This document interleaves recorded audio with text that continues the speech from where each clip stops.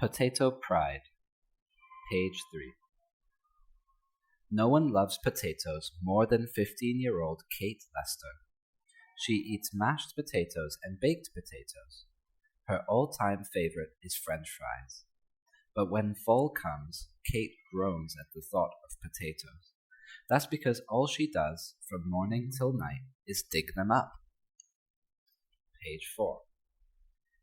Kate lives in Grand Isle, Maine. Her town is at the northern tip of the state, in Aroostook County. In October, high schools in the county close for as long as 3 weeks. This lets students like Kate help with the potato harvest. Kate would be the first to admit that this school break is not as great as it might sound. Harvesting potatoes is hard work. Potatoes have been a part of life in this area of Maine for generations. In fact, potatoes are Maine's biggest crop. When harvest time rolls around, people take it very seriously. Most farmers harvest the potatoes using big machines. Kate's family is different. Page 6. On their farm, Kate's family grows 3 kinds of potatoes. One kind is the fingerling potato. It is small and tasty, and people love its size, color, and flavor. But not everyone knows about it, and few grocery stores sell it. It is a special kind of potato known as an heirloom potato. Heirlooms are things that have been handed down from one generation to the next. Page 7. Kate's great-great-grandparents bought the farm her family owns today. They planted the first potatoes there, and year after year they saved the biggest, healthiest, and tastiest ones. They used them to start the following year's crop.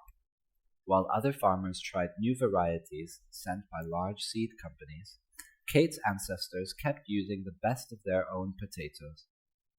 Their potatoes grew stronger and better over the years. In time, Kate's family was the only family in their county that still grew the same kinds of potatoes.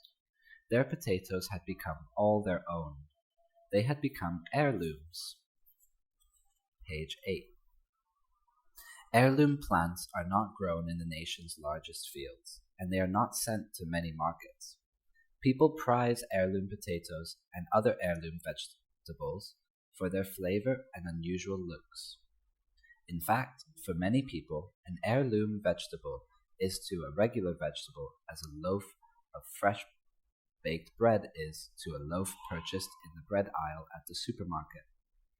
Chefs and good cooks everywhere use heirloom vegetables. They also pay high prices for them. Kate's family goes to great lengths to make sure they have the best heirloom potatoes to sell. They dig the potatoes by hand. Page 9. On the first picking day, Kate gets up so early that it's still dark. In northern Maine, it's also icy cold. Kate eats a big hot breakfast. She drinks lots of juice and milk. Then she dresses in layers so that she can remove them one by one as the day gets warmer. Before she goes out the door, she puts on gloves. They protect her hands from the rough dirt and the chill. Page 10. In the field, the rows of potato plants spread out in long lines in front of Kate. On this first day of the harvest, they look like an enemy army. She picks up her weapon, a garden fork. It's a kind of giant fork with a handle like a shovel's. Ready for work, Kate and the other pickers march into the field. Page 11. Close up, the enemy is only the withered leaves and stems of the potato vines, which have died back with the first frost and now lie lifeless on the dark earth. Even now, though, the dead vines are useful. They mark the position of each separate plant. Kate pulls the first vine, then she picks up her fork. Page 12. Kate positions her fork more than a foot away from the spot where she pulled out the vine. The point where the vine shoots up is the center of the plant, but potatoes grow in clumps all around it. Kate is cautious. If she stabs a potato, it can't be sold and has to be cooked right away. Even with such abundance all around her, Kate does not want to waste even one potato. So she makes a large circle with her fork. Carefully, she loosens the dark, cold earth around and under the potatoes. As she does this, several potatoes come into view. Already her back remembers the feeling of doing this last year. All the pickers will make this motion thousands of times before the season is over. Page 13. Now Kate drops to her knees. It's time to lift the potatoes from the black clumps of earth. Gently, she brushes the soil from them. Each one is small and perfect. One by one, she places the potatoes on top of the soil. They must sit there for 2 or 3 hours to dry. This is called letting the skins set. As they dry, more soil will come off them. Page 14. Plant by plant, vine by vine, Kate and the other pickers make their way down the rows. They stop for a snack and again for lunch. Kate keeps a water bottle with her and drinks often. Still, the day is long. Everyone's arms and backs ache from constant effort. Page 15. But as Kate's tiredness grows, so does the number of unearthed potatoes dotting the rows.